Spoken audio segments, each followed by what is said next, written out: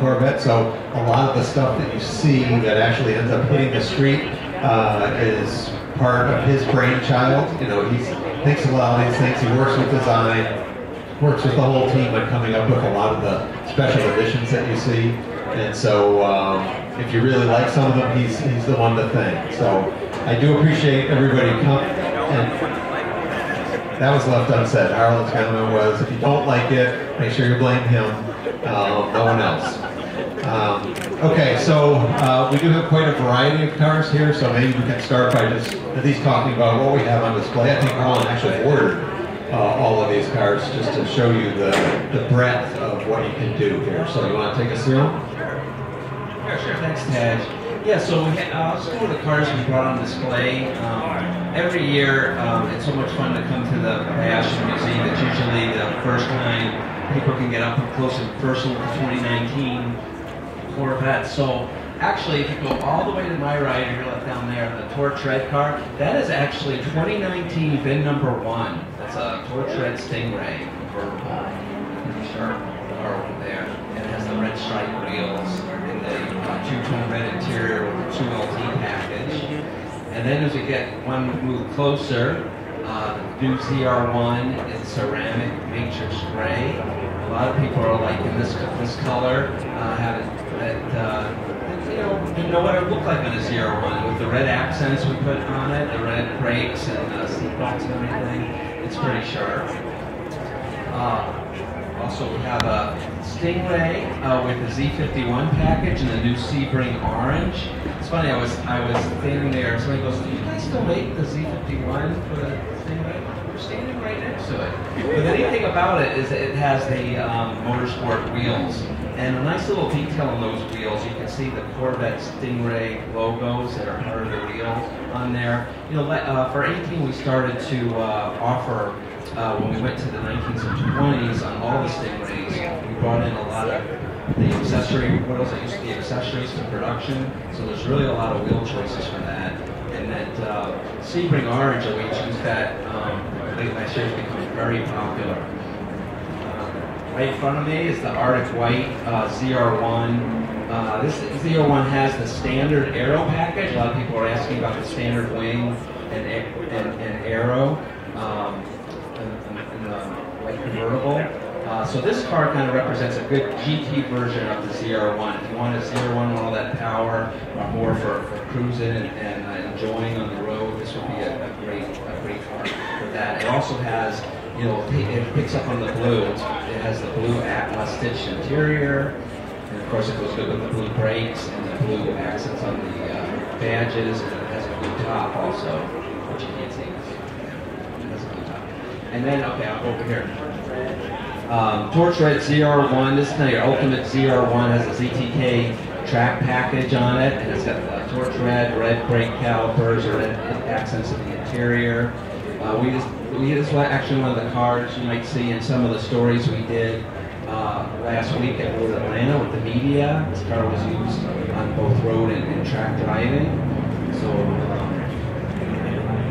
we had a lot of use on that car already.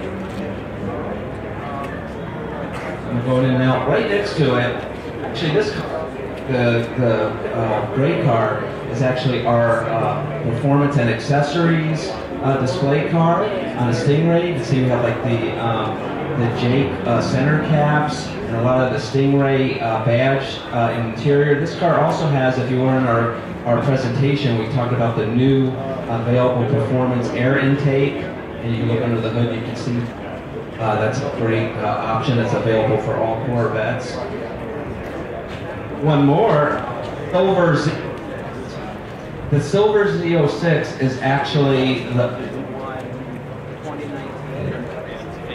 I have to face this way. I'm not looking at it, but I will try to remember what it looks like. It's a silver Z06 with red striped wheels and red accents interior. And again, that's the VIN 1, that's the first 2019 Z06.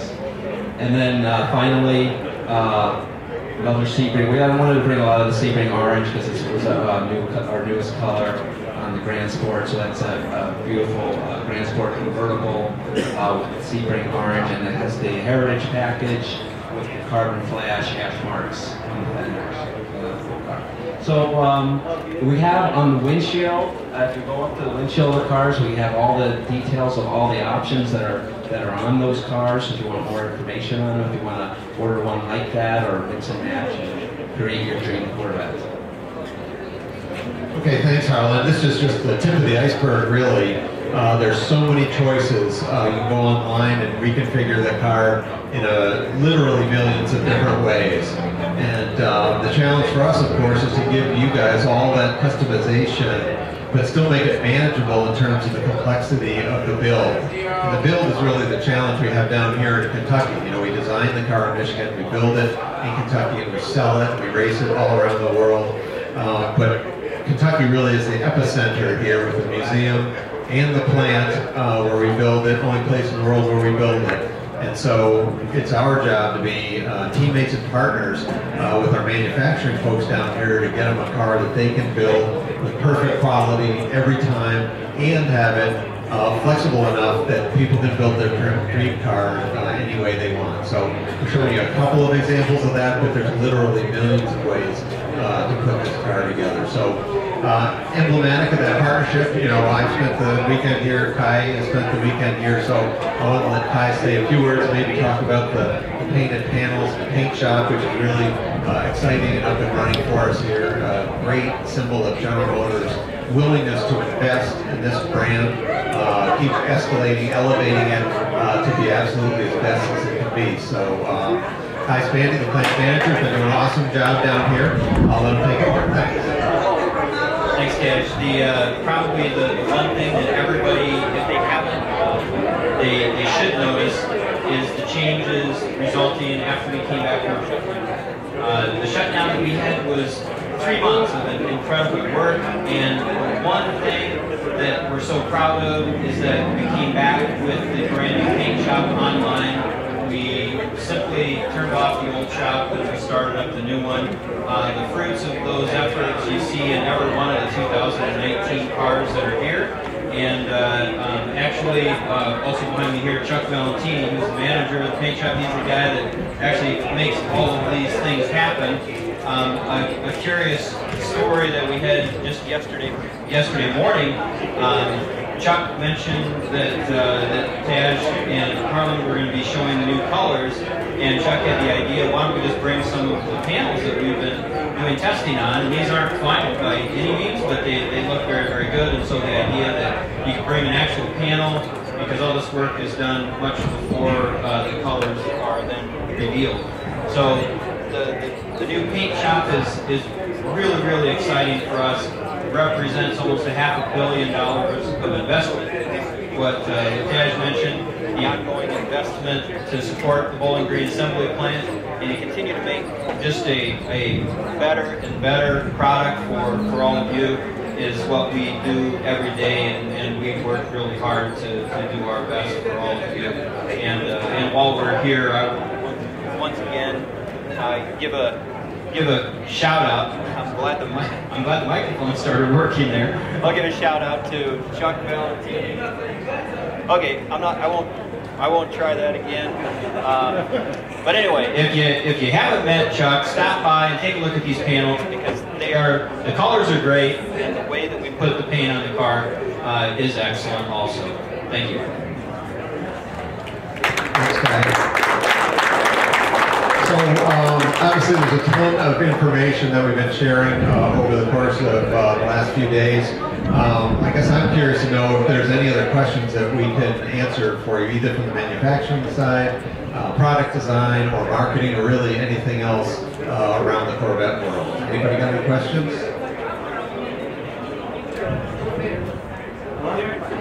Okay, we're done. Thank you.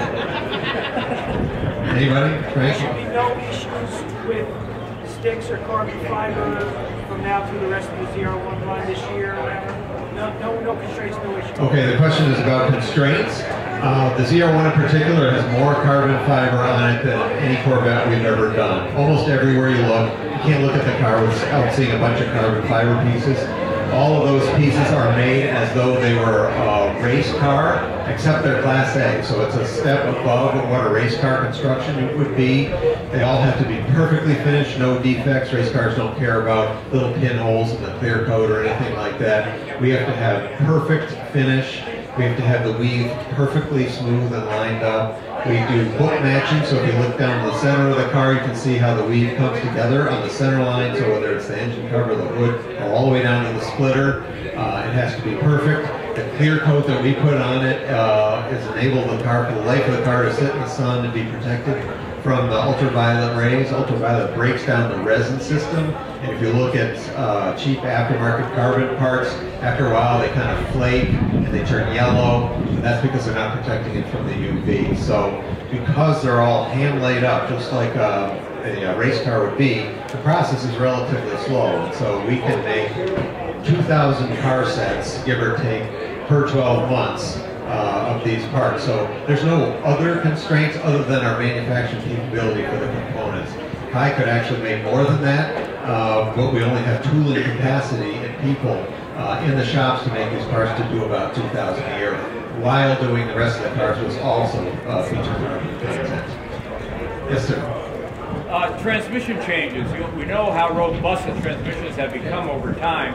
What changes were necessary to put the automatic and the stick in the ZR1? Okay, the question is about did you have to beef up the transmission, either the manual or automatic? And the answer is we really didn't very much. The 8-speed automatic that we have is designed for a variety of uses inside GM. Obviously, Corvette is the highest performance version of it, highest horsepower, but it's not the highest torque. It's designed to be used in trucks, so the increase in torque was really not a stressor in the transmission. And like I was saying yesterday, the manual transmission, we tested to higher torque levels, but that's not really the thing that stresses out the driveline components. It's really shock loads that stress out. So we do things like on the automatic, we do rock cycles, where you floor the car and just shift back and forth between reverse and drive. Things like that customers would never do, but it's the most abusive thing you can do to a vehicle. On the manual transmission, we from a standstill, you drop the clutch at red line and shock the driveline. That's way more torque than what the engine can put out. So we do all those tests, but the bottom line is we really didn't have to upgrade those components. Elsewhere in the car, we did have to do some upgrades, but for the transmission in particular, it was okay. Thank you. Okay. Other questions? Anybody besides Frank? Yes. How much torque limiting do you use in the lower gears? Okay, that's related to this question. Oh, okay. There are times, like in the manual transmission, first gear, we can't use all the torque anyway, so we do torque manage down to some reasonable level. So you still spin the tires at will, but there's no point in just letting the engine have free rein and just light them up. So we do actually torque manage by gear, then in the upper gears don't torque manage them at all. Okay, Frank, anybody else? Got another one, Frank? Yes. I know with the irregular years, the 18, 19 irregular years, when do you guys think you'll decide publicly when the 19-year kind of ends? Well, we got that question this morning, and what we decided is we're going to end the 19 mile year exactly when we started the 20 mile year. But that wasn't my question. So I gave you the answer to the day. You usually don't get that from us. When will you announce it? When do you think you'll figure that out? We haven't thought about it, honestly. Yeah, I just announced it. Any other questions? Back there, anything? Do you have any Tadge? intentions of adding adaptive cruise, lane keeping assist, or anything like that? Okay, that's a common question. As we move towards autonomous driving, some of that technology, like we have Super Cruise on the Cadillacs, where you can take your hands off the wheel. We're always looking at that, but the whole purpose of a Corvette really is to drive it, and so we don't want to add a whole bunch of mass and cost and actually compromises to the design, including compromising cooling. A lot of those systems require a lot of sensors around the car, so instead of having open area to the radiators, you actually have to fill that up with different kinds of sensors. And so it's actually a compromise to the performance of the car to add some of that content. So we're always looking at that technology and seeing how can we use it, but in a Corvette way. Maybe provide more information to the driver, but don't take the wheel out of the driver's hands. Let the driver keep doing what the car is intended for, to drive it. That's well and good and understood, but on the other hand, you have, I'd say 90% of the people buy these cars, they go to track them. I spend more time driving back and forth to Bowling Green than I do on the track, and it will sure come in handy on the highway. Okay, so you would like which, adaptive cruise, or you want to be able to just text and do everything else on it?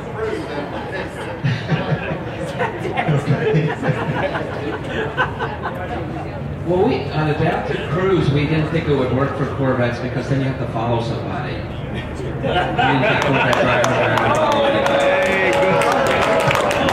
That's got his plan. We have actually looked at that. One of the issues with adaptive cruise in particular, not to get too technical in the detail, but it requires a very large spacing between you and the car in front of you, even set at the minimum spacing. And so what ends up happening is you have a lot of cars pulling into that gap, and that just slows you down. And so it ends up being very frustrating. And we can't say, make a car be adaptive cruise sometimes at regular cruise. Other times, because of the legal implications, people may be confused, think they have adaptive on, they don't, and they just run into the back of somebody. So our lawyers will not let us do a car with both. So if you get adaptive, you're stuck with adaptive. And so the only way you can have it on cruise is to have a minimum spacing between you and the next car, which means you're going backwards all the time because everybody sees those gaps. You know, if it's crowded anywhere, they're all cutting in there, and you just keep going backwards, keeping that gap, and the next person cuts in. So people who have a lot of experience with it, at least us, you know, driving sports cars, it doesn't seem like it's quite the right level of sophistication for that kind of system right now for us. Okay. But we're always listening to customer input. Sometimes somebody gets that same answer when they ask when it's cruise control, what air conditioning is going to be put on. We have power steering now too. Yeah. It's awesome. Yes. Please do not automate these cars. Okay, we have to vote kind of the other way. Yes. It's always a balance for us. You know, what technology makes sense for the majority. And, you know, it's really hard for us to balance the needs of customers because you all have different opinions. We put different drivers in the car. They tell us diametrically opposed things all the time. Even like race car drivers. We were just at Road Atlanta. We had 2 different race car drivers driving this car on the track, and they told us the opposite of what the other one said. One said, this car is too compliant. The other one said, the problem with this car is not compliant enough. And so we're the ones who have to balance all of that input and try to hit that sweet spot, hit the middle ground where we make enough people happy that we keep the plant running over here and make people, on balance, be really happy with the car. Any thought of some kind of screen or to catch at least the big stones and animals behind the grills there? He's asking about the open. The open, yeah. So if we put a screen in there, that restricts airflow, and then everybody would be complaining about the cooling performance. So that's like an example of another balance. Like 1/4 or 3/8 inch screen. It's surprising. Maybe the aftermarket will do that, and for people who don't track their car, you could probably put that on there. You could probably live with it, but if you take it to the track, you probably have to pull that out, which would be a real nuisance. Okay. Hey, how you doing? I just, to switch cars, I just want to know, what color is that one over there? What's the color? The light colored one? Yes. Ceramic matrix. That's what Harlan was talking about, ceramic matrix gray. Okay, thanks. And it looks spectacular out here under the blue sky. It's got a bluish tint to it. Okay. Under different lighting conditions, it looks different. Okay, thanks. Yes. It is great. One thing that would be nice would be just the warning in the side view mirror that lets you know somebody's coming up. And you don't Side blind zone, yes. We've heard that, and someday we will do the side blind zone. That was actually invented after we started doing this car. It doesn't package in this car because that's where our diff and trans coolers are in the back. It has to be in a very specific location to have a view through the fascia. So it's not something we can easily add to this car, but that is one thing that we agree. That's an example of it provides information to the driver. It doesn't take the driving experience away from you. It's just giving you more info so that you can be a better driver. You can ask us anything? Tadge, Do the ZR1s have the 1 to 4 skip shift for fuel economy? Yeah, I think they do. Okay. It's hard to find. I drove a manual transmission all through the winter on the snow tires. I don't think I hit it once. Okay. Yeah. Okay, anybody else? Do we have some more? Jim, do you have a question?